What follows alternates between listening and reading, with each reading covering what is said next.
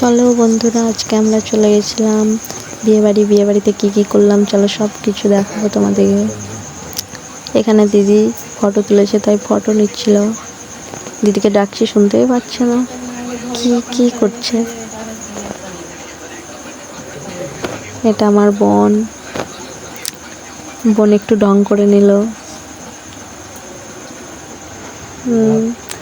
এটা আমার ভাইজি, এটাও একটা ঢং করে নিল। তারপর আমরা মেন কোর্সে গেলাম। প্রথমে দিয়ে দিল বেগনি, দিদি একটু খেয়ে ঢং করে নিল। তারপরে চলে আসলো ফ্রাইড রাইস, তার সঙ্গে চানা পনির।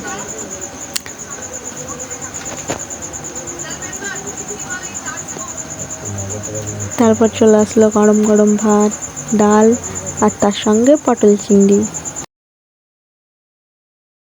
তারপরে খেতে না খেতেই চলে আসলো আমাদের জন্য মাটন। তারপরে আমরা যেহেতু কিছু নিইনি, তার জন্য আমরা চলে আসলাম নাচ করতে।